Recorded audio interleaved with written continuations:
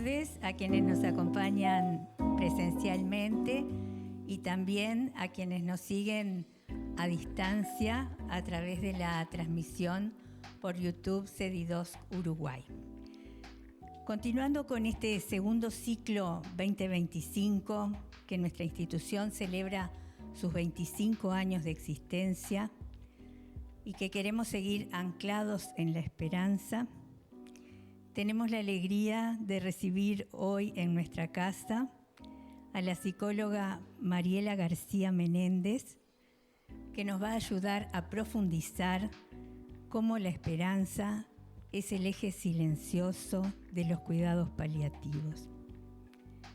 Mariela García es licenciada en Psicología, egresada de la Universidad de la República, tiene una maestría en Cuidados Paliativos por la Universidad de Palma de Gran Canaria de España, tiene un diploma en Cuidados Paliativos del Adulto, otorgado por la Escuela de Graduados de la Facultad de Medicina de la UDELAR, y es experta en duelo por el Instituto de Psicoterapia Reintegrativa de España. Ha realizado diversos cursos de especialización en cuidados paliativos y en psicosocio-oncología. Es docente en la Maestría de Cuidados Paliativos del Centro de Ciencias Biomédicas de la Universidad de Montevideo y también en la Facultad de Enfermería de la UDELAR y en la Facultad de Medicina del CLAE. Ella integra los equipos de cuidados paliativos del Hospital Evangélico, del SMI y de MP. Yo tuve el gusto de conocer a Mariela en el curso de voluntariado en cuidados paliativos del adulto, organizado por el Servicio Comunitario Siembra, Valores que Cambian Vidas. Y su dulzura y su disponibilidad en esta área tan especial me pareció de enorme valor y quise compartir este privilegio con ustedes. Así que bueno, vamos a escuchar lo que Mariela tiene para contarnos y quizá después podamos hacer algunos comentarios. Gracias. Gracias, Mariela. Bueno, muchas gracias, Ana María, por tu presentación y bueno, muchas gracias a todos y a CEDI2 por la invitación. Al principio la propuesta era un poco, hablemos de la esperanza. ¿Qué podemos decir de la esperanza? Asociándolo a lo que son mi área de trabajo, que son los cuidados paliativos, ¿no?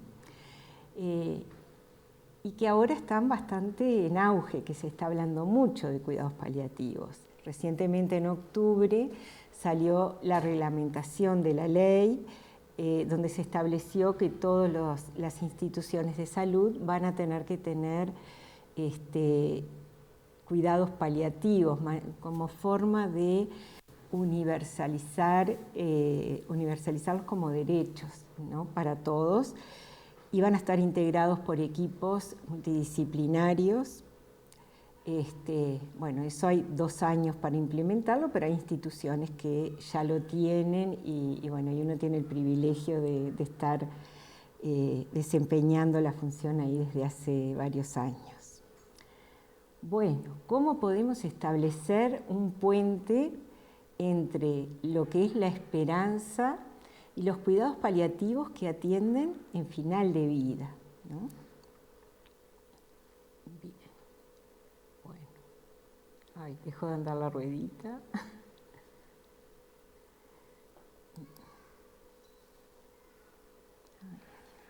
Para. No anda la ruedita. ¿Ah? Ah, lo pasás vos. Genial. Bueno, lo mío no es la tecnología, como verán. Bueno, ¿de qué hablamos cuando hablamos de cuidados paliativos, ¿no? Cuidados paliativos son un tipo especial de cuidados que son diseñados para proporcionar bienestar o confort y soporte tanto al paciente como a la familia en la enfermedad terminal. No tiene que ver con adelantar la muerte, sino que para los que somos paliativistas afirmamos la vida y aceptamos la muerte como proceso normal, ¿no? Tiene como objetivo principal mejorar la calidad de vida, dignificar lo que es la proximidad de la muerte. El ser humano es el único que tiene conciencia de finitud, ¿no? Y nos toca abordar uno de los grandes misterios, como es la muerte. Yo también trabajo desde la logoterapia, entonces depende mucho, como decía Frank, de la actitud que tomemos frente a la proximidad de la muerte. Tal vez todos somos conscientes de que vamos a morir, pero a veces el paciente que tiene un diagnóstico tiene como la certeza de que va a morir. Los cuidados paliativos son tanto para los pacientes oncológicos como no oncológicos, si bien cuando comienzan principalmente para el paciente oncológico. ¿Cuáles son los criterios de terminalidad, ¿no? Bueno, si pasamos la próxima, ahí está. ¿Qué hablamos? Hay algunos criterios que se deben dar cuando hablamos de enfermedad terminal, ¿no? Tiene que haber una presencia de una enfermedad progresiva, avanzada e incurable. Falta de posibilidades razonables de respuesta al tratamiento. Es cuando algunos tratamientos ya no se pueden realizar porque no son efectivos, pero siempre hay cosas para hacer. Y ahí ya comienza como a vislumbrarse ese puente, ese eje que hace la esperanza en esto. Siempre hay cosas para hacer. La presencia de numerosos problemas o síntomas intensos, múltiples, multifactoriales y cambiantes. Una de las creadoras de los cuidados paliativos fue Cicely Saunders, que ella hablaba de lo que es el dolor total. Nosotros cuando vamos, principalmente vamos a los domicilios de los pacientes. Y entramos, yo le digo siempre a los alumnos, en puntitas de pie, porque vamos a entrar en la intimidad de un hogar y de una familia que tienen la generosidad de permitirnos entrar también, ¿no? Y ahí uno va a ver, nos vamos a enfrentar al sufrimiento, pero no solo al sufrimiento físico que vemos a veces. Por eso ella habla de dolor total, porque hay un dolor físico, hay un dolor existencial, un sufrimiento biológico, social. Entonces, y a veces se va a imponer uno y a veces se va a imponer más otro, ¿no? Pero nosotros vamos a tener, por eso es importantísimo el equipo, que abordar ese sufrimiento total, ¿no? Eso nos va a pasar tanto con el paciente como con la familia, inclusive con el equipo, porque al equipo de salud también le pasan cosas, moviliza mucho. Por eso es muy importante que quienes abordan cuidados paliativos tengan claro su vínculo con la muerte, porque nos va a confrontar, es un espejo. Lo mismo que tener claro en qué situación estamos en ese momento nosotros, si podemos o no podemos. Tal vez estamos atravesando un duelo y no es el momento para nosotros, y será otro el integrante del equipo que abordará y acompañará a esa familia. En el proceso de cuidados paliativos, al principio se acompaña más al paciente y menos a la familia. Luego se invierte, menos al paciente y más a la familia en final de vida. ¿Por qué? Porque en el paciente se va dando un proceso de desapego. Así como el niño, cuando comienza la vida, comienza en ese proceso de apego a lo vital, en final de vida se da un proceso de desapego. que muchas veces nos llaman a los psicólogos y nos dicen está deprimido o está negando. No, es un diálogo, un camino como interior que se da en el paciente. Y luego un pronóstico de vida que se manejan alrededor de 6 meses, que eso es relativo porque no es que tenemos así una fecha de vencimiento. Esos son como los grandes criterios de la enfermedad terminal. ¿Tá? Bien, entonces, ¿en qué escenario estamos? ¿Desde dónde partimos? Desde el malestar, el sufrimiento y la proximidad de la muerte. Y eso nos va a situar en un espacio de interpelación, ¿no? Eso es lo que dice Bermejo, en interpelarnos en las preguntas existenciales de la vida, las preguntas vitales, por ejemplo, en el sentido de la vida. En final de vida se hace como una reconstrucción biográfica con el paciente.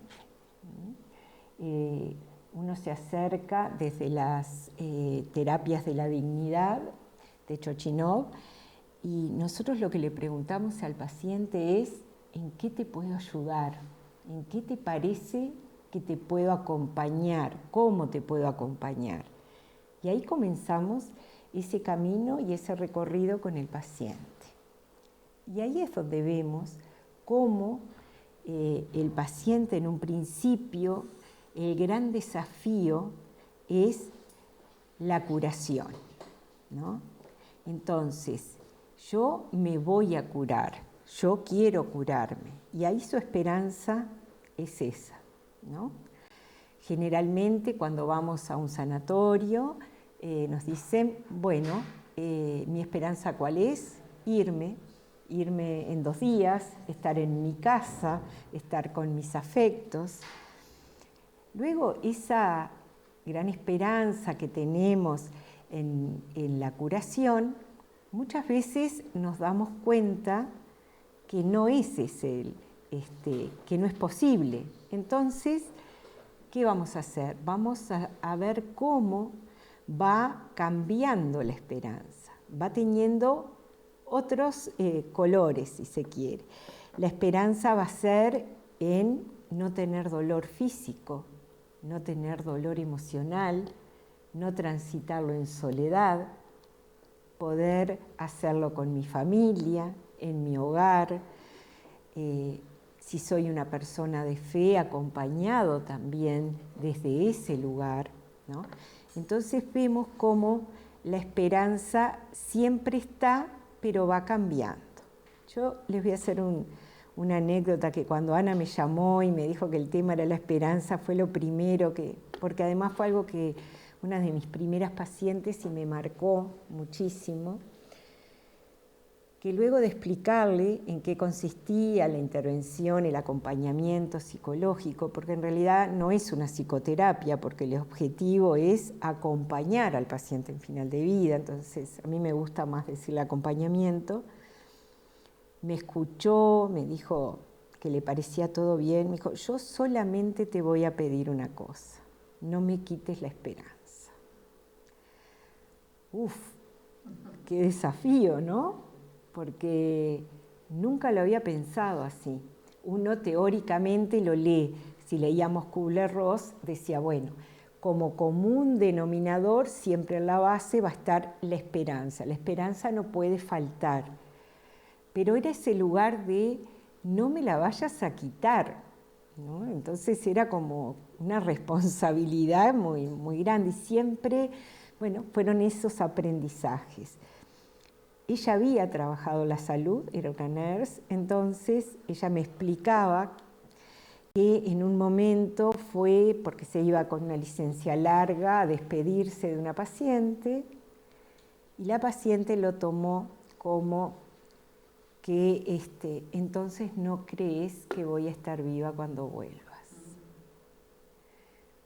Y no era eso, realmente ella me decía, no fue eso lo que quise transmitir, pero hete aquí que esta paciente fallece al mes, antes que ella se reintegrara. Entonces quedó como muy conmovida de alguna manera, cosa que después trabajamos mucho en las sesiones, sintiendo que había quitado la esperanza a esa paciente.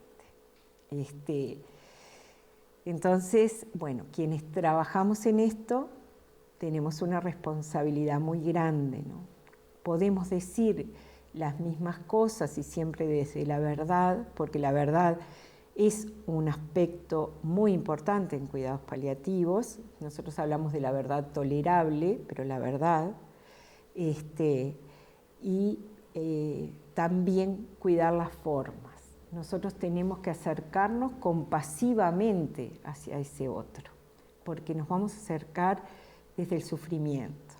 Entonces, lo que a nosotros nos motiva a acercarnos es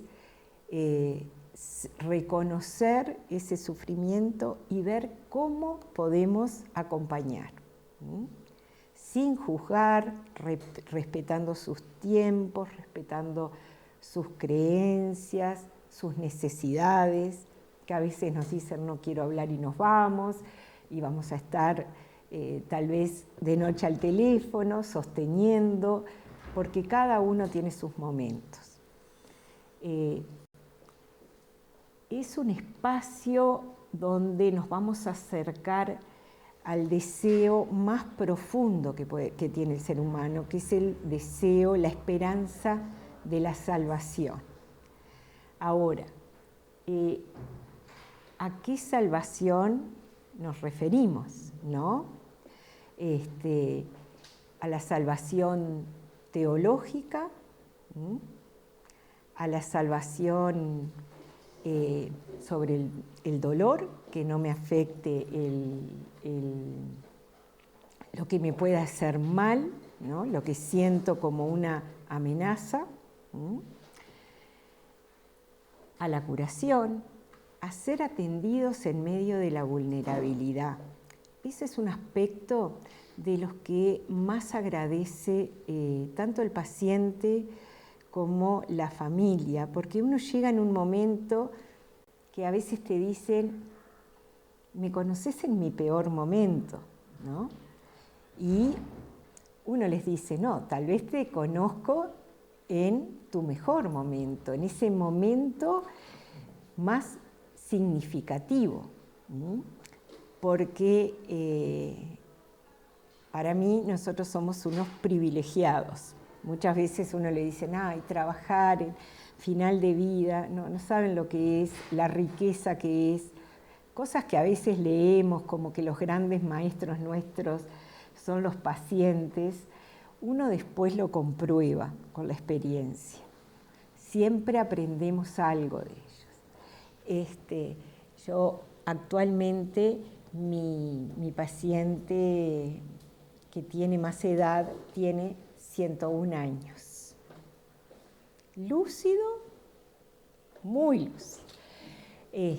Docente de una facultad que me dice, por favor, si a mí me ponen en el obituario que pongan profesor, puede faltar el doctor, pero no el profesor.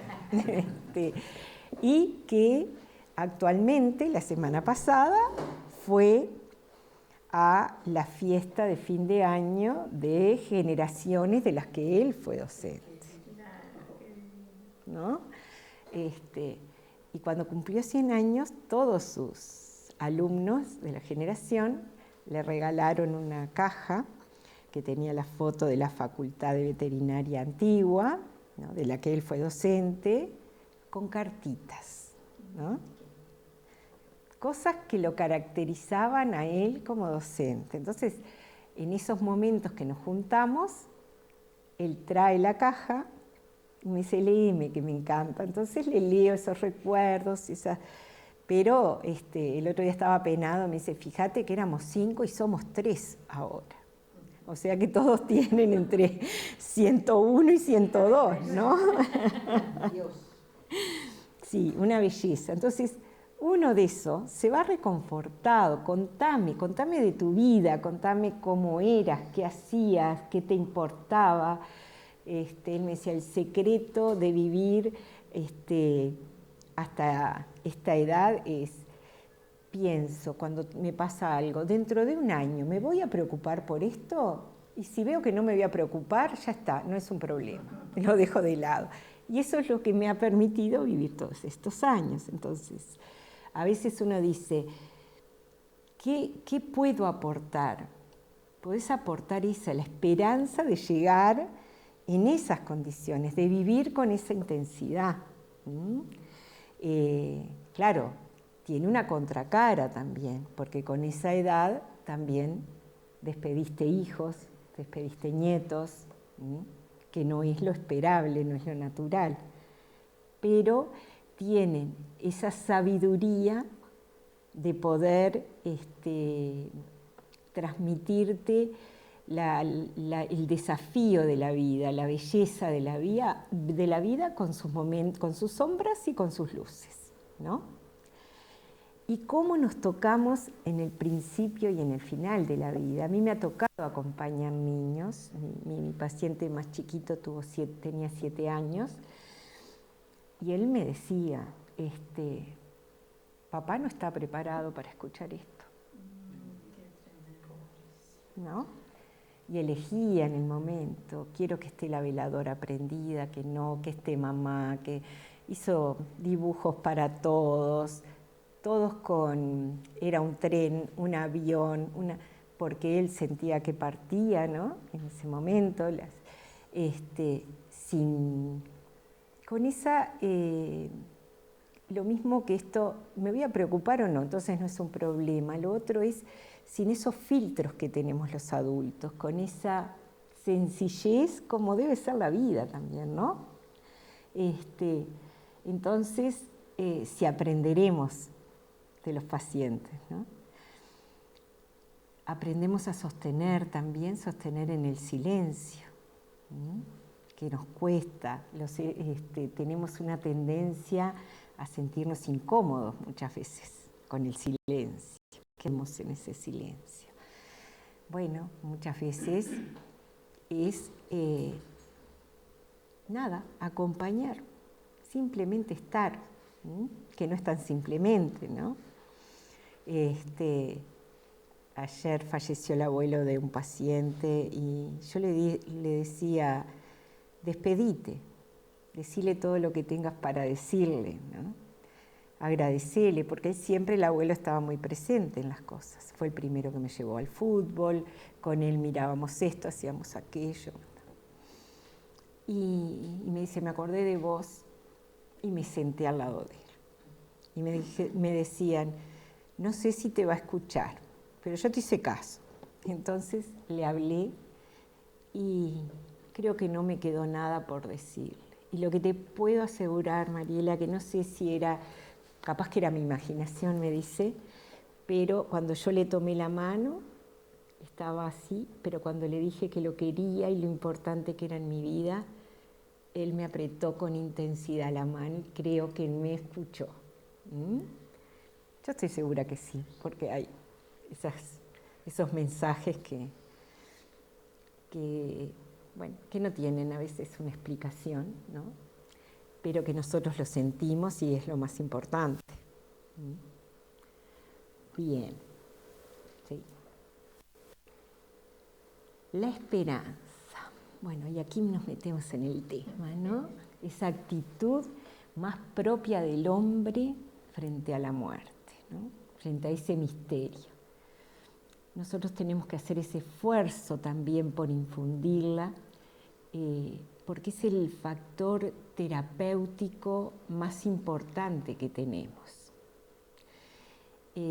Nosotros nos vamos a acercar también desde la esperanza. Nosotros no somos la esperanza, pero sí vamos a acercarnos desde ese lugar. Vamos a respetar la que el paciente tiene y también en algunos momentos vamos a promover la esperanza. Cuando ellos te dicen, no hay nada, ya no tengo nada, ya nada tiene sentido, y empezamos ahí, es muy importante, por ejemplo, mirar el entorno cuando entramos a un domicilio.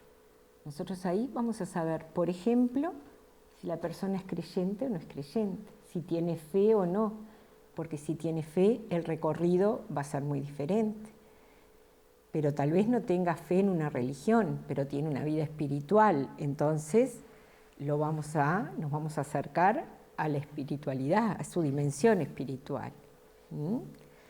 Y también posiblemente vemos fotos, entonces vemos si hay familia, si hay... Y ahí son como en el medio de esta tormenta, cómo aparece el ancla, que simbólicamente la esperanza la representamos con un ancla, ¿no?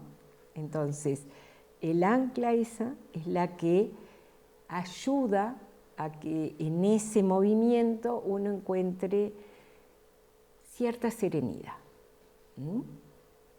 Hoy, justo buscando una información, veía que una de las 4 anclas que hay en la proa se llama esperanza, justamente. Y bueno, es eso, somos el anclaje, somos los que sostienen ahí. Y eso lo compartimos con los pacientes. Le decimos, ¿de dónde te agarras? Yo recuerdo un paciente que era un médico que tuve yo ahí, un gran rosario en la cabecera, ¿no? Y me dice, le digo, ¿sos creyente? Ojalá, me dijo. No es mío, es de mi suegra. Bueno, y ahí abordamos un poco, bueno, no sos creyente, pero tenés tu espiritualidad, ¿en qué la identificás? Me imagino que tal vez la naturaleza, el arte, porque él tenía una colección de arte muy importante. Y son intervenciones a veces, nosotros tenemos que pensar que podemos entrar un día, un mes, o igual un año. Hay pacientes que los acompañamos durante algunos años, pero cada intervención es como si fuera la única, porque tal vez es la única que tenemos, o la única oportunidad de acercarnos a ese paciente. Fueron 3 encuentros muy intensos. Al otro día cuando llego me dice, ¿sabes rezar? Sí, sé. Bueno, entonces me dice, dale, decilo y yo voy atrás, ¿no? Entonces rezamos un Padre Nuestro. Y él lo repetía, ¿no? Después le digo, cuando me fui, porque hacía un esfuerzo por acordarse, y entonces le digo, no te esfuerces tanto tal vez en la oración, porque podés hablar con Dios, no es necesario que la sepas, decile todo lo que me estás diciendo a mí. Al otro día llego, que fue el último encuentro, y me dice, qué bueno que estuvo ayer. Conversé toda la noche. Creo que no va a querer escucharme más. Pero creo que le dije todo. Y también le dije que estaba muy enojado, porque no fue en el mejor momento. Yo estaba en mi mejor momento. Pero bueno, creo que igual hicimos las paces. Y, sí, y me dice, bueno, ¿sabes otra? Bueno, el Ave María. Y se emocionó mucho cuando llegó eso en la hora de nuestra hora y a la hora de nuestra muerte, ¿no? Y creo que sintió que que se acercaba a esa hora, ¿no? Y bueno, falleció al otro día. Pero a veces abordar los temas, no tener miedo. En las clases que doy a veces, que la mayoría son médicos, me dicen, pero ¿cómo le pregunto eso? Y si me dice algo, y si me dice que sí, ¿qué hago? ¿No? Entonces, y si me pregunta algo que no sé, no sé. La respuesta es no sé, pero pensémoslo juntos, ¿no? Ese temor a pasar esa barrera. Entonces, tenemos que hacer un esfuerzo muy grande, porque eso transmite esperanza. Esperanza en cómo va a ser mi final de vida. Para los que no creen en nada, para los que son creyentes o creen en otra vida, será otra dimensión. Yo manejo mucho, hay una charla que da, yo hice un curso con Enrique Benito, y él habla de la muerte como un alumbramiento, ¿no? Y bueno, él dice, nosotros somos los parteros de la muerte. Y es como sumamente reconfortante para el paciente, sea creyente o no, esa sensación de alumbramiento a lo que sea. Pero que en el final de vida hay algo más. Entonces, a veces esas cosas tenemos la valijita de herramientas, ¿no? Esa cajita que nosotros vamos sacando, vamos teniendo experiencias con el paciente, ¿no? Y si fueras tal cosa, y si fueras la esperanza, entonces la introducís desde otro lado también. No te sentás a hablar de la esperanza, ¿no? Si fueras la esperanza, ¿qué te dirías? ¿Qué le pedirías a la esperanza? Bueno, a ver, en realidad, y ahí empieza a conectar el paciente. Por eso somos también nosotros, somos generadores de esperanza en esos momentos. Constituye la existencia humana.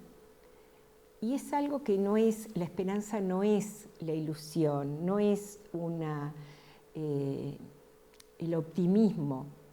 Vas a ver que todo va a estar bien. No es eso.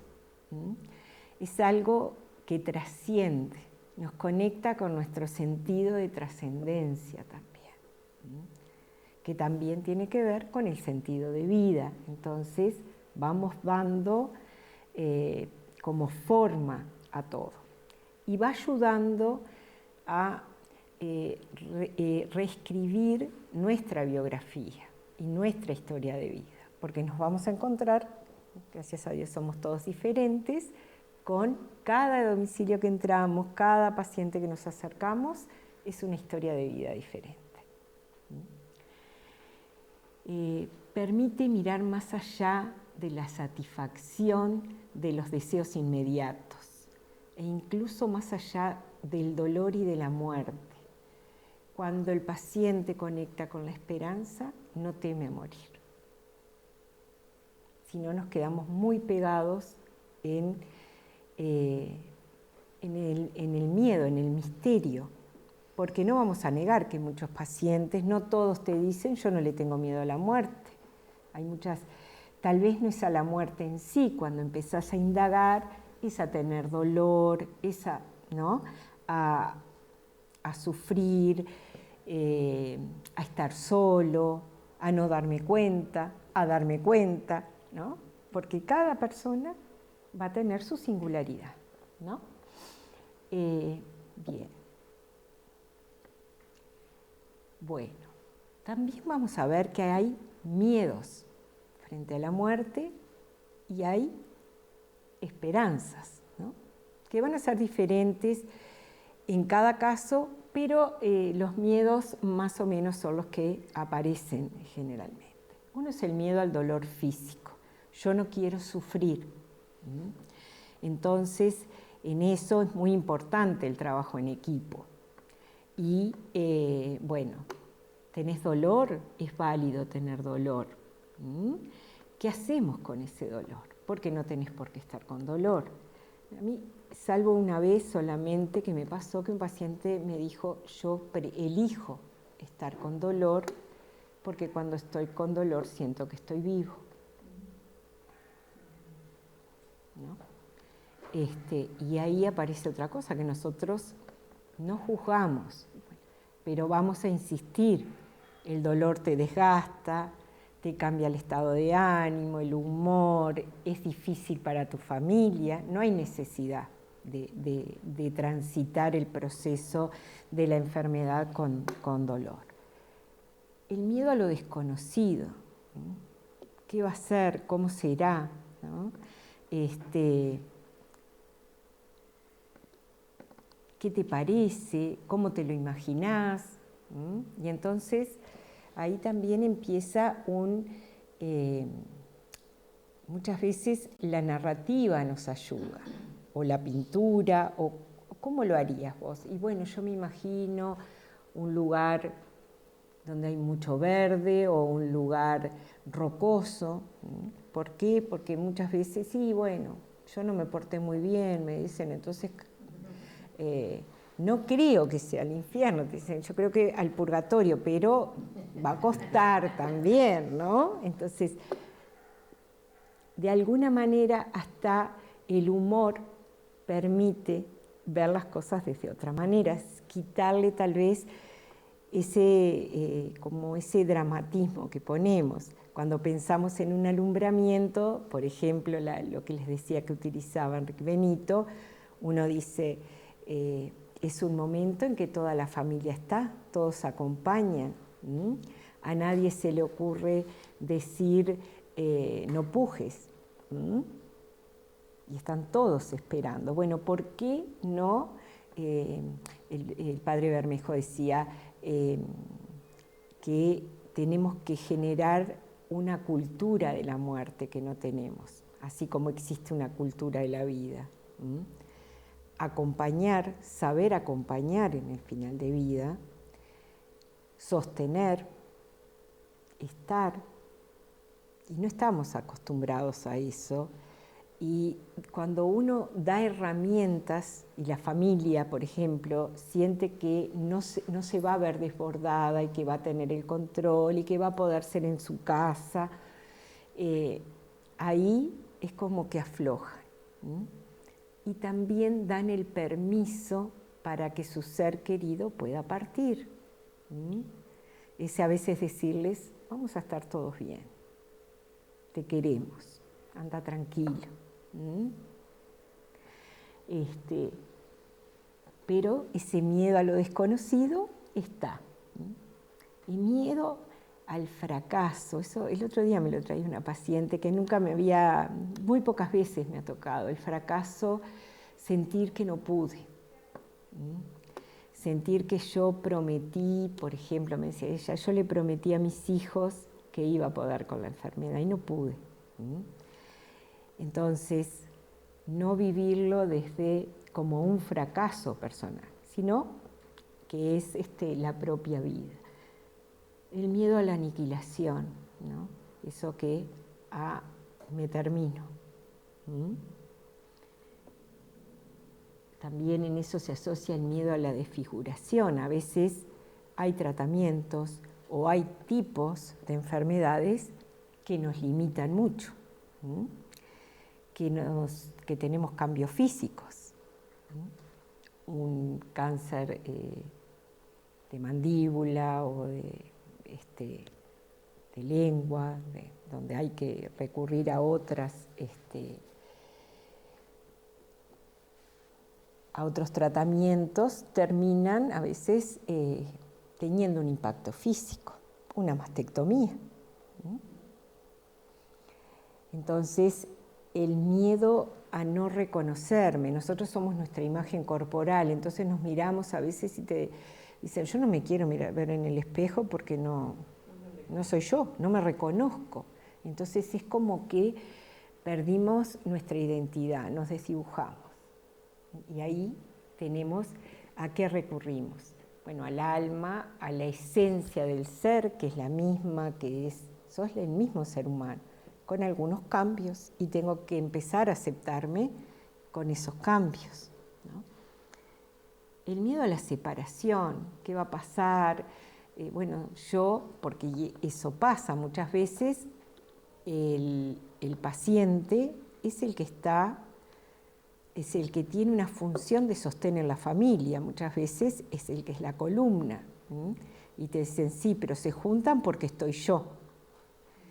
Mis hijos vienen todos por mí, pero si yo no estoy, no sé cómo va a ser el vínculo. Entonces, ese miedo a la separación también aparece. El miedo a la soledad. Y ese es un miedo enorme, y cuando dimos el curso de voluntariado, el rol de los voluntarios es fundamental porque hay muchos pacientes que están solos también. Transitar una enfermedad terminal solo no es lo mismo que en familia o sostenido por alguien. A veces es importante quién cumple esa función.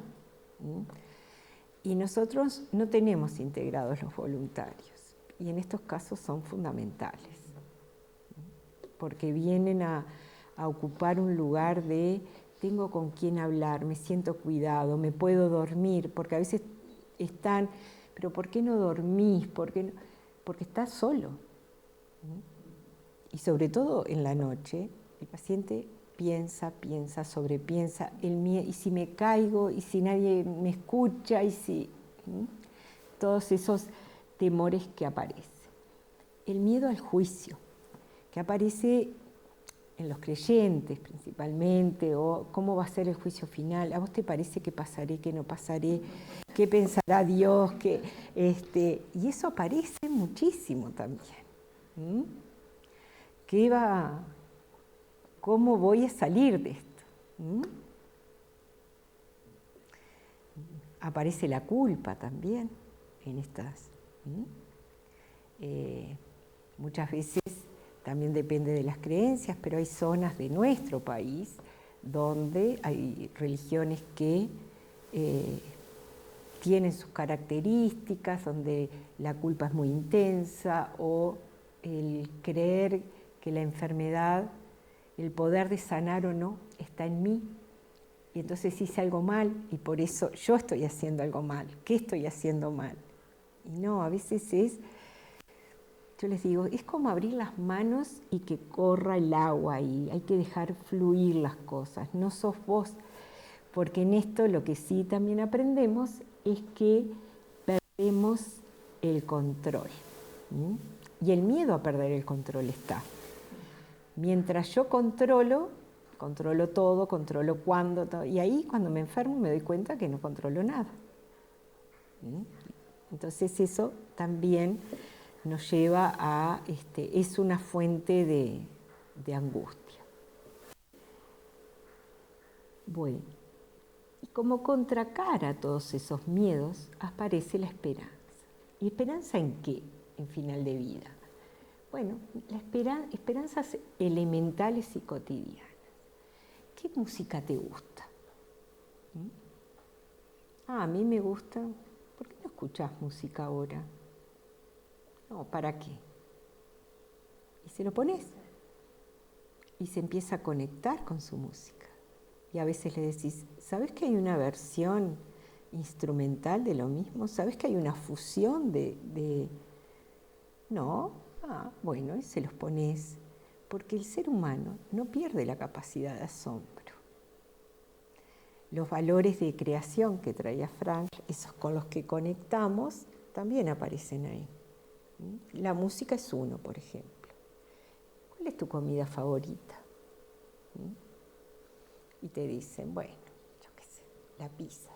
Bueno, ¿y cuánto hace que no comes pizza? No, ¿para qué? Me acuerdo que con una familia hicimos viernes de pizza. Y a veces me decías, hoy viernes de pizza, ¿no?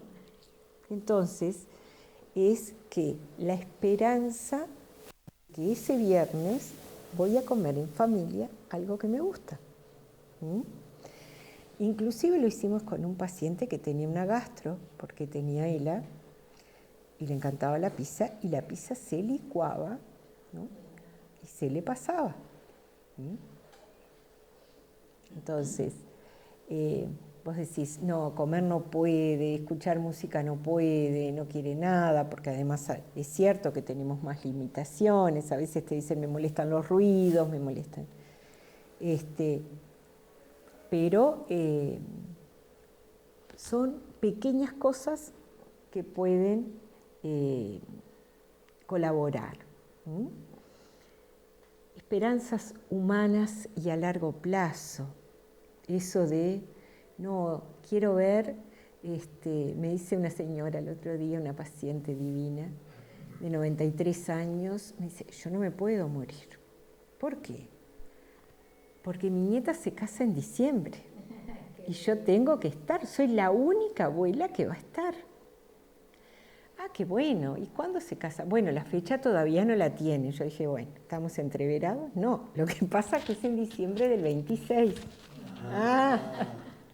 Un pequeño detalle había ahí. Entonces, pero era eso, o van a ser un nieto, o quiero ver graduarse a un hijo.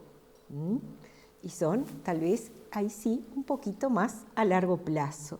Y tienen un contenido más, más familiar, ¿no? Más, que también aparecen en esas etapas de negociación, ¿no? No me puedo morir porque mi hija va a cumplir 15, y después cumple 15 y estamos ahí, pero después decimos, y no, porque se va a recibir, y seguimos negociando, y no, porque se va a casar. Entonces, y son, me quiero quedar un poco más. Esperanzas que abrazan lo trascendente, ¿no?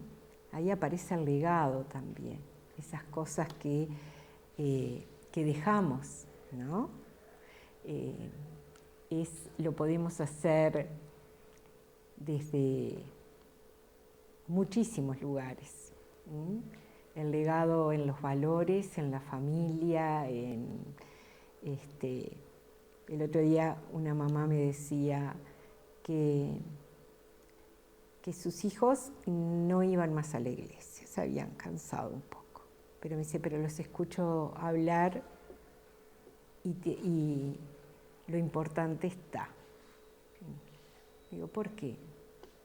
Porque hablan de la mentira, hablan de ayudar, de la solidaridad, de ayudar al otro. Los veo cómo acompañan, cómo están. Entonces, los valores están. Son las formas de trascender que tenemos muchas veces. La preparación del legado es muy importante en final de vida. Esa caja que le trajeron los alumnos, sus exalumnos, a mi paciente mayor, es un parte de un legado, es el trascender, es lo que me dejaste, lo que fuiste. Ellos organizaron todo para que fuera la fiesta de fin de año. Y él decía, bueno, fírmeme el lugar, era en el italiano, entonces, fírmeme el lugar a ver si la silla va a pasar bien, para ir más seguro. Pero eso es trascender también. Yo le digo, qué regalo como docente.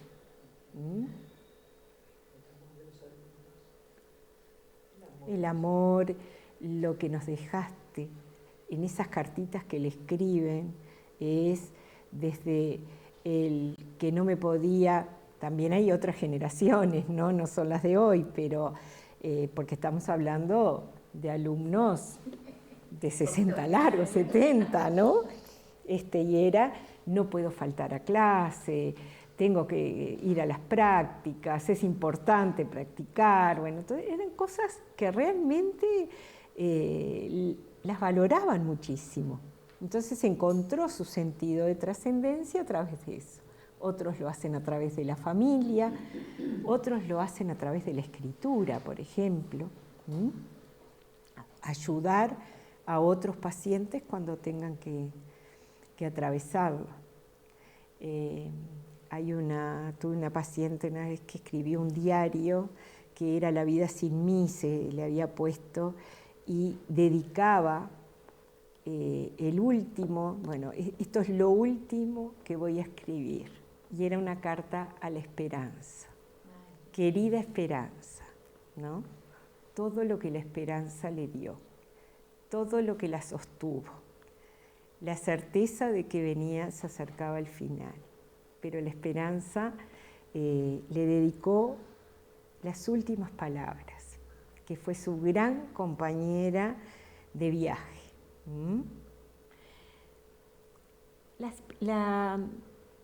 También en la esperanza científica a veces te dicen, bueno, van a aparecer otros medicamentos, va a aparecer otro tratamiento, y bueno, y esa es su esperanza. la esperanza en el más allá, la esperanza en la fe y en lo sobrenatural también, porque hay muchas creencias, muchas, y bueno, algunos tal vez es en otra vida, otros es en qué se va en la reencarnación, otros será de acuerdo a las creencias de cada uno. Esas son algunas esperanzas que nosotros tenemos que identificar que están, y ahí nosotros podemos, son como los peldaños. Nosotros subimos cuando acompañamos, por ejemplo, un logro que tiene un paciente. Pudo comer pizza. Genial. Eso se consolidó. Bueno, vamos por otro. Tal vez, mirá, tengo la certeza de que a fin de año viene mi hijo del exterior y esta Navidad la vamos a pasar con él. Y eso es esperanza también. Bien. Nadie es la esperanza, pero todos podemos ser de la esperanza, como nadie es la salud. Todos somos agentes de salud, nosotros, ¿no? Entonces, saber que nosotros podemos dar y quitar esperanza en el acompañar. Pero a veces esa palabra, ese me siento, ¿qué estás haciendo? Capaz que yo te pregunto, ¿qué estás haciendo? Y me senté al lado tuyo, es muy diferente a que yo esté parada y te pregunte qué estás haciendo, porque demoré lo mismo, pero la percepción que vas a tener tú es de que yo estuve contigo. En la otra es, estás pero te estás yendo, ¿no? Entonces, eso también importa. Dejarnos habitar, creo que es el gran desafío, nosotros dejarnos habitar profundamente por la esperanza ante la contemplación de un morir y un sufrir con rasgos deshumanizados. También eso pasa. La esperanza es fundamental en los procesos de humanizar la muerte y humanizar la salud, que ahora está como muy, hace un tiempo ya como de moda, ¿no? Por ejemplo, en una de las instituciones en que trabajo, trabajamos mucho con el CTI, para que permitieran que ingresaran y que acompañaran en final de vida también a su ser querido. No era ese minuto que te dan un parte, o que no. La familia puede entrar, sí, la familia puede entrar, la familia puede estar. Entonces, es muy importante dejarnos tocar por eso. Es un desafío, como lo es la enfermedad. Es una amenaza y es una oportunidad. Hoy un paciente que me decía, siempre soñé con tocar la campana, ¿no? Su esperanza era tocar la campana, y tocó la campana, ¿no? Entonces, me decía, nunca me imaginé que iba a ser una oportunidad de vida, una oportunidad de transformación, de encontrarme, de animarme a mirarme, de aceptarme. Yo le había prestado un libro que se llama Abrazar tu niño interior y me decía, me animé a abrazarlo, me animé a mirarme. Y eso fue a través de la enfermedad. Y a veces venía que, me suspendieron el tratamiento. Entonces la esperanza de él era que los valores subieran y hacerse la próxima quimio. Entonces, tenemos que estar con los oídos muy atentos, ¿no? A ver qué es lo que esa persona, ese paciente necesita, o esa familia, para trabajarlo desde el lado del puente que tenemos, que es la esperanza. Por eso decimos ese eje silencioso. ¿Por qué? Porque es lo que nos vuelve a nuestro equilibrio en eso, cuando estamos trabajando en esto. Porque nosotros también tenemos esperanza en cómo va a ser el proceso de ese paciente o de esa familia. Cuando vos podés decir que un paciente pudo morir en paz, o que pudo morir con sus cosas en orden, que pudo morir rodeado, que tal vez sin tener familia pudo sentir el cariño de los voluntarios o estar en un hospice, ¿no? Eso ya es, esa es la esperanza nuestra. No es que cuando el paciente viene y te dice, quiero salvarme, claro, quieren vivir como queremos todos vivir, ¿no? Creo que hasta instintivamente, pero por eso uno, cuando tiene un paciente, creo que lo peor que nos puede pasar es tener un paciente desesperanzado. Lo ves en la mirada del paciente, esa mirada vacía, esa mirada que no podés llegar muchas veces, es como querer agarrar, tomar agua con un tenedor, se te va, y el paciente se te va. Entonces, ese es un gran desafío que tenemos como profesionales, y realmente cuando te enfrentaste, cuando compartiste con alguien que está desesperanzado, te marca también muchísimo, tristemente te marca. Bien, la última ponemos. Solo una vida comprometida en la esperanza y su valor terapéutico tendrá sabor a amor y valdrá la pena ser vivida, aunque sea en la adversidad de nuestra limitación y vulnerabilidad humanas. Aún así, creo que eso es lo que le da sentido a nuestra labor en esto. Somos un eslaboncito que nos vamos a comprometer desde el lugar de la esperanza para poder acompañar. Y bueno, eso era un poco lo que yo quería compartir con ustedes.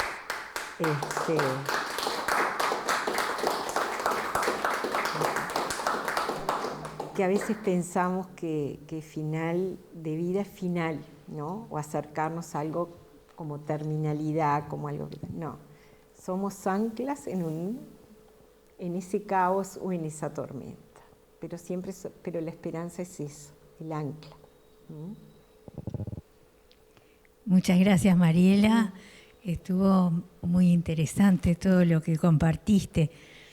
Fundamentalmente esto que hablabas de la presencia, realmente es algo que yo lo aprendí en el voluntariado, claro, en los cursos, pero también en el ejercicio, porque realmente cuando tú estás presente frente a la otra persona, hay como una conexión que se establece, que no la podés tocar, pero es bien tangible. Y cuando lográs conectar y lográs esperanzar en ese sentido, ¿no? O de una llamada, o de una comida, o de una música, o de lo que sea. Lograr esa conexión, pero eso te exige estar presente. Ser vos en ese momento absolutamente, ¿no? Para poder conectar con la otra persona. No estar distraído con todo lo que pasa alrededor, sino estar conectado. Eso es muy... satisfactorio realmente cuando logras conexión humana con otra persona. Yo creo que son los procesos sanadores realmente cuando uno dice, ¿no? De los dos, porque en esto es un vínculo, es dar y recibir. Y vuelta, totalmente dar y recibir. Rosario.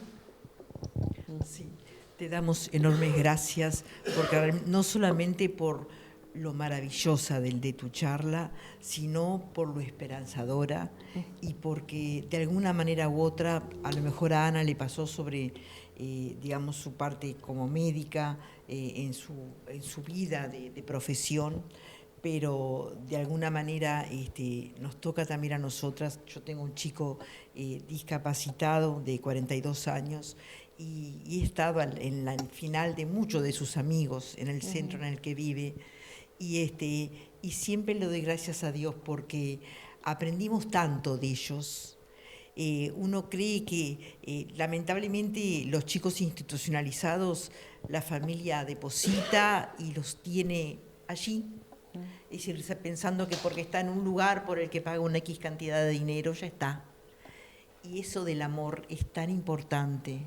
Yo siempre digo que tengo mi hijo, pero que para mí ellos son todos mis hijos. Y la vida me ha dado la oportunidad de que mientras la familia está haciendo números, porque generalmente son muchachos de familias acaudaladas, a las que les dejaron resuelto, siempre hubo una tía que le dejó propiedades para que no causara problemas, hubo una abuela, y en el momento en que están la familia arreglando papeles, la vida nos daba la oportunidad, a mi hermana y a mí, de estar al lado de ellos, de haber recibido el cariño de ellos, de haberles dado y haber recibido el abrazo de ellos. Toda esta charla tuya me dio la oportunidad para reconstituir eso, para recordar el acompañamiento a amigas muy queridas, médicas, que pasaron por un cáncer muy doloroso, que hicieron un camino, y un camino que se tornó esperanzador, porque inclusive personas que no tenían una gran fe se terminaron abrazando y encontrándola después de el conversar en varias oportunidades con sacerdotes. La hermana muerte, le decía yo, y que es algo a quien no tenemos que tenerle miedo, porque va a llegar cuando tenga que llegar, y que la vida nos permita siempre estar acompañando a las personas que amamos y esas personas voluntarias de las que hablabas, estar acompañándolos en esos momentos para que no estén solos. Le pido a Dios que nunca sea parte de esas personas que he conocido de no puedo ir porque no puedo verla así, no puedo verla así. Y en definitiva lo que esconde eso es un egoísmo y una cobardía y un terror a que sea algo contagioso. Te damos muchas gracias porque nos diste tu dulzura, porque nos diste tu paz, tu serenidad y bueno, la fuerza y el poder esperar, siempre continuar en la esperanza. Gracias. Si hay alguien más en los presenciales que quisieran hacer algún comentario. Gracias a ti. No, lo que me quedaba bueno, agradezco muchísimo lo que has compartido en este tiempo. Cuando yo entré y venía pensando, ¿la esperanza se trae o la esperanza se construye? ¿No? Porque muchas veces decimos, ¿y yo qué voy a llevarle esperanza si se está muriendo? ¿Yo qué lo voy a acompañar o la voy a acompañar si esto termina de esta manera? Y evidentemente ahí no está habiendo esperanza, obviamente, ¿no? Pero la gente, quienes acompañan, de repente pueden sentir, ¿qué esperanza puedo transmitir yo? Yo no voy a poder transmitir ninguna esperanza. Esto ya tiene un fin, digamos, y parecería que la clave está en que la vida está hecha de momentos. Y entonces los momentos hay que vivirlos, digamos, ¿no? Y hay que vivirlos en determinada clave. La muerte la tenemos asegurada desde el momento del nacimiento. Es lo más democrático, nos va a tocar a todos. Pero entonces pensaba eso, ¿la esperanza se trae o se construye? ¿Y qué pensás ahora? Y ahora pienso que sí, que verdaderamente se construye o se encuentra, digamos, ¿no? Porque pensaba, hay tanta gente que vive en desesperanza y hay situaciones que realmente son desesperanzadoras, ¿no? Pienso en la gente que está muriendo en un hospital solo, sin nadie que tenga, o ni siquiera en un hospital, abajo de un puente, qué sé yo, o aquí en la puerta, digamos, ¿no? Sin nadie que tenga una referencia hacia esa persona. No sé, pienso... Mira, te comparto una... Su esperanza está, si es alguien que cree, en que va a terminar esa vida que ha sido símbolo de sufrimiento para él, ¿no? Y puede encontrar una vida, otra vida que le dé lo que no tuvo en esta. Sí.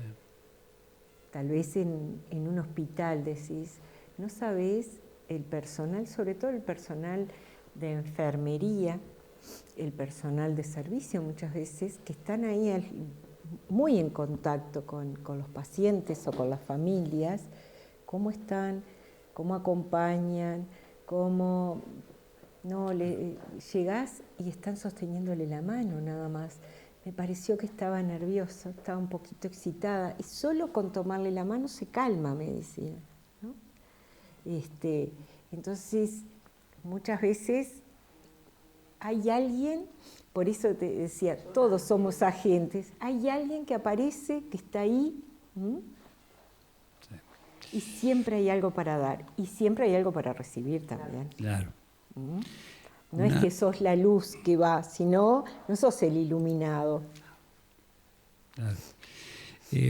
Te comparto una experiencia que tuve, sí, que ahí entendí algo de lo que podía ser la esperanza.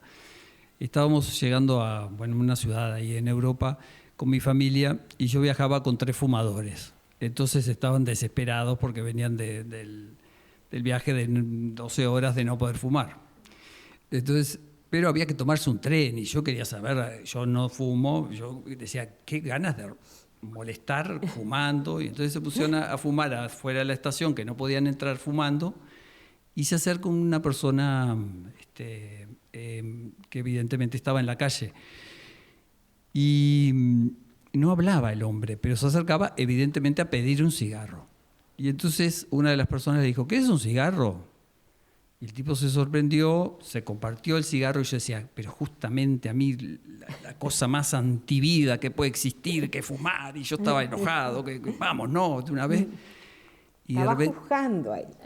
Claro, yo estaba juzgando, obviamente. Y de repente el hombre se quedó y entonces le hablaron y de repente dice, hace 3 años que nadie me dirige la palabra. Y ahí comprendí que aquello era más trascendente. Más allá de mi apuro, todo, hace 3 años que nadie me habla. Y bueno, bien.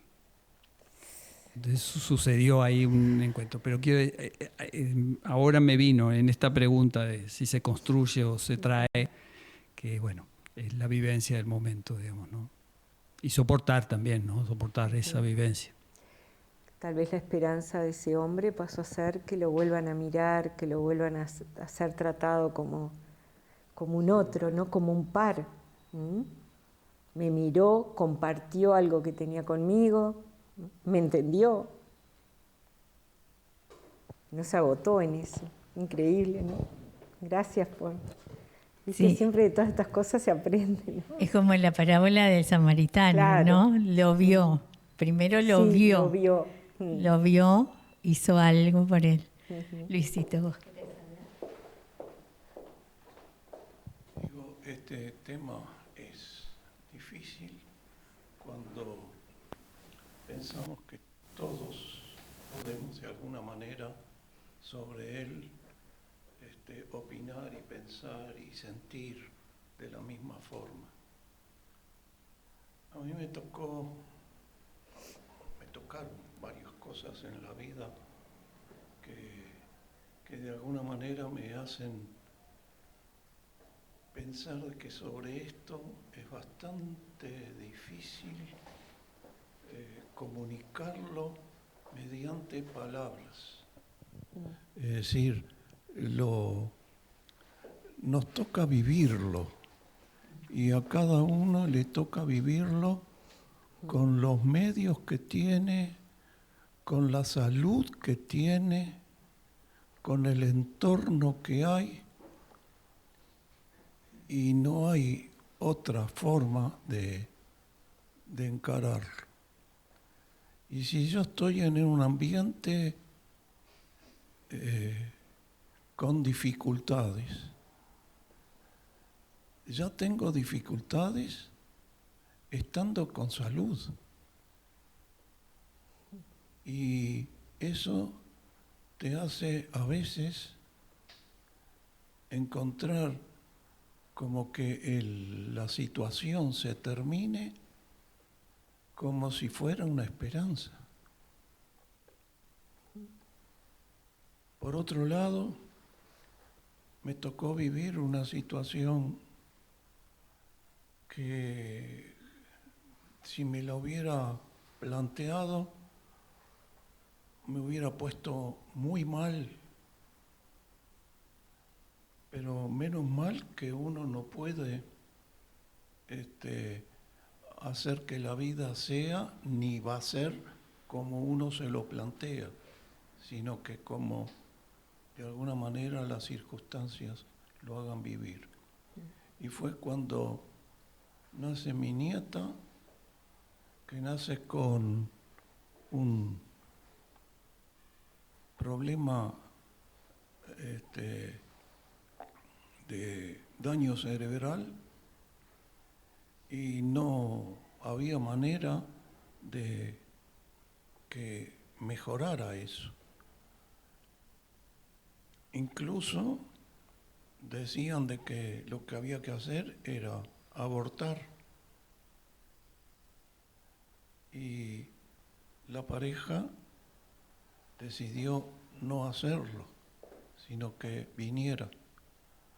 Cuando vino, había dificultades para que se comunicara, que se pudiera desarrollar todo. Y uno pensaba que cuando tenés un hijo, un nieto, él va a ser autosuficiente con el esfuerzo que tú hagas para seguir transmitiéndole vida, porque algunos creen que el engendro es vida. El engendro solo es el principio, pero después hay que seguir dando hasta que sea autosuficiente. Y cuando uno se da cuenta de que nace de esa manera y no va a poder valerse por sí mismo, entonces para ti la vida se vuelve una obligación. Necesitas estar vivo para poder mantener esa vida de la que sos parte. Muchos pensamos de que nosotros nacemos en el engendro y morimos en el tiempo en el que nuestro cuerpo termina hecho polvo dentro de la tierra.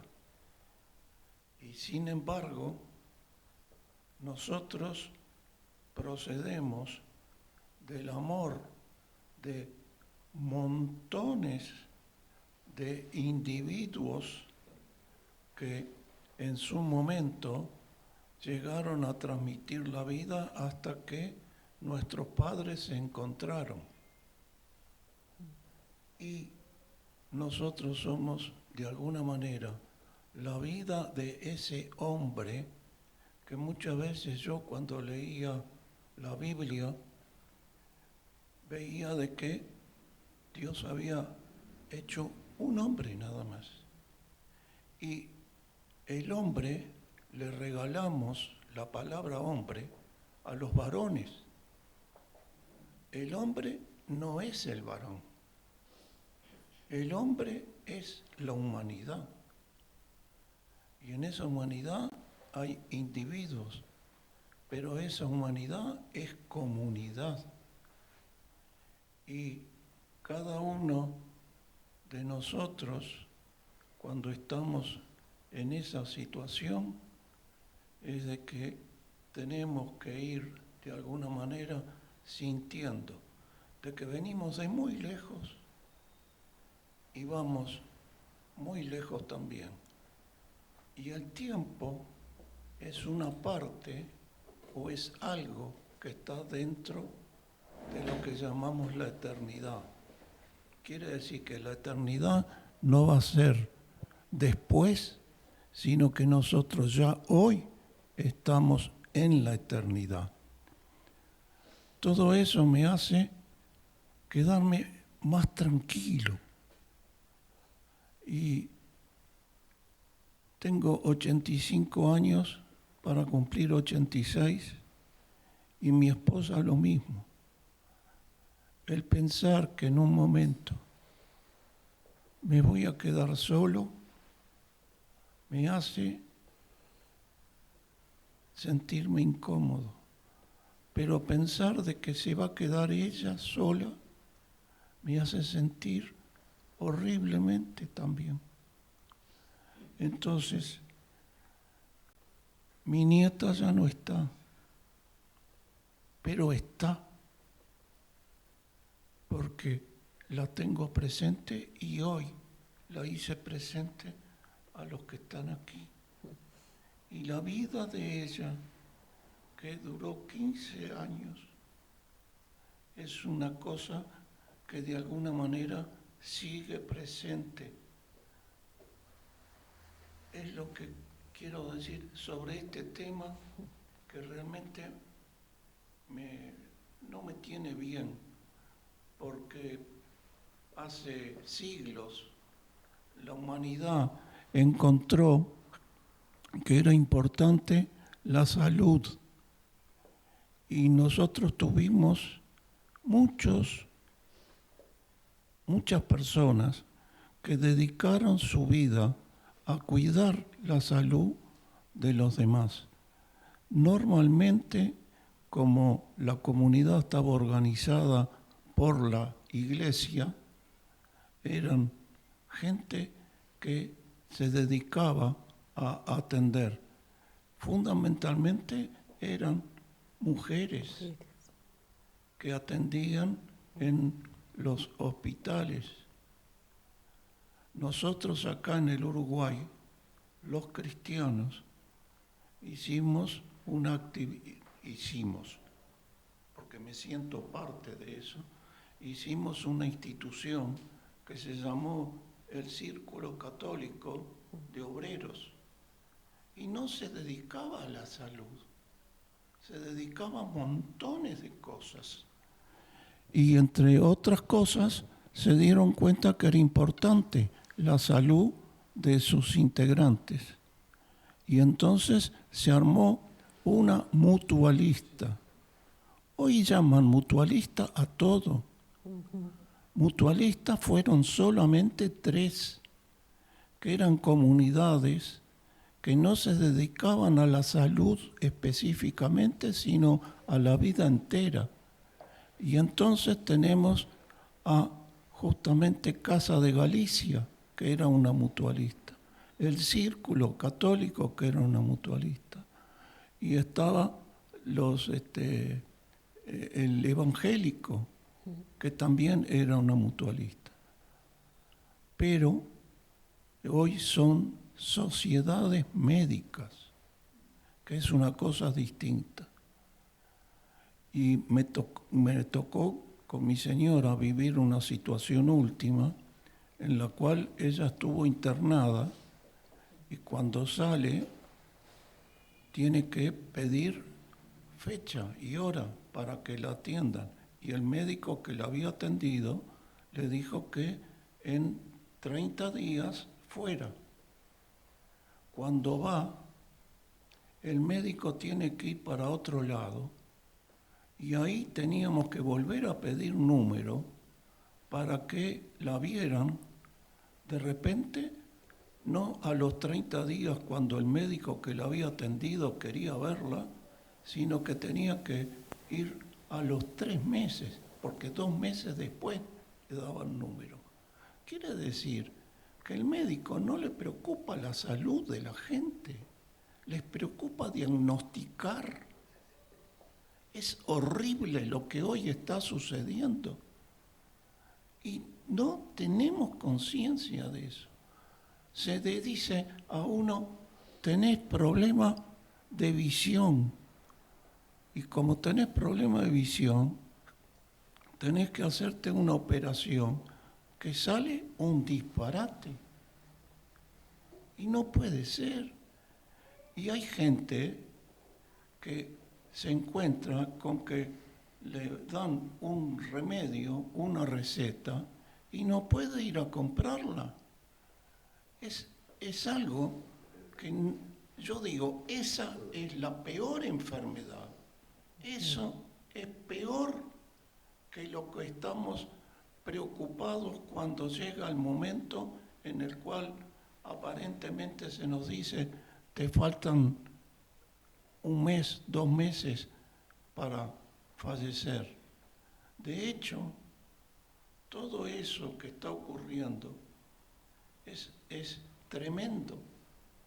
Y yo no veo la sensibilidad, incluso de los que tenemos fe y tenemos conciencia de estas cosas, como para poder, de alguna manera, transformarlo.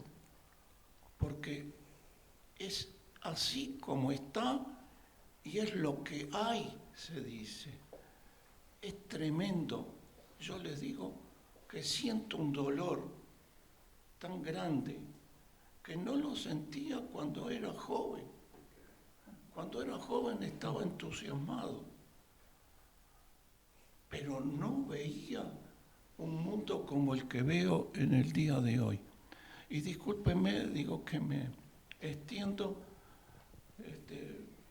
es lo que tengo dentro y ni siquiera sé cómo expresarlo. Espero que no los haya confundido o entreverado, porque es lo que menos quisiera. Muchas gracias, Luis, por tus reflexiones. No sé si vas a querer contestar algo, o si no, yo les comparto de la gente que nos acompaña desde el otro lado de la pantalla. Lisel Lorieto, Alba Bentancor agradecen tu presentación. Roxana Esquef, que está con un problema de salud, agradece y nos dice que considera tu testimonio excelente y agradece tu calidez. Jorge Márquez, gracias Cedidos, y Mariela García, excelente. Pudimos acompañar a nuestra vieja hasta su último suspiro, un verdadero grito con inmensa paz hacia la vida nueva. O sea que acompañar siempre. Excelente, muy valioso y esperanzador. Sandra Olivera, que tampoco pudo venir. Gracias por los aportes y la mirada esperanzadora que acompaña al buen morir, pero siempre honrando la experiencia vital, como tú destacaste. María Noel Rodríguez dice, siempre tan clara, tan dulce, pero a su vez demostrando tanta seguridad y fortaleza. Gracias por compartir tu sabiduría, experiencia y conocimientos. Sonia Cereceto, que tampoco pudo venir, gracias por esta maravillosa exposición, sentida, esperanzadora y sobre todo tan humana. Susana Navia, gracias por abrir estas ventanas en esas habitaciones que vamos a ocupar todos. Nos ayudas a construir otros caminos, a esperar en la posibilidad de otros caminos hacia el encuentro. María Noel Rodríguez dice, perdón, tan importante el respeto. Quizá quien necesita el abrazo es el que va y no tanto el paciente. Y a veces sin pedir permiso se abalanzan bruscamente. Muy importante lo que destacaste. Sonia Sellanes, muchas gracias. Fue súper esperanzador el tema y con la serenidad que lo planteó, excelente. Un abrazo. Qué sabiduría, muchas gracias. Son palabras para transcribir y meditar. No sé si alguien más de los que está presente quiere hacer algún comentario. Creo que sí, nos deleitaste a todos con tu exposición, porque realmente son temas muy difíciles, pero que nos conectan desde nuestra humanidad compartida. O sea que por ahí va todo. Yo quiero agradecerle a todos por la atención, por la calidez también de que uno lo recibe, la participación. Así que, bueno, muchísimas gracias. Y ahora Muchísimas gracias por esta charla tan esperanzadora. Esta es tu casa, tienes las puertas abiertas. Esto es un cariño nuestro para que nos recuerdes, y cuenta con nuestra casa cuando quieras dar alguna charla, porque son una caricia para el alma. Muchas gracias. Muchísimas gracias. Y lo mejor para ti. Gracias por tu dulzura, gracias por tu calidez. A ver, vamos a ver. Por este testimonio maravilloso que nos has dado, ejemplo de vida. Creo que en el compartir también lugar a aprendemos duda. todos, ¿no? Aprendemos todos, sin lugar a duda, que es un ida y vuelta. Me va a acompañar seguro. Muchas gracias a todos. Esta es tu casa siempre. Muchas gracias, muy amables, muy amables.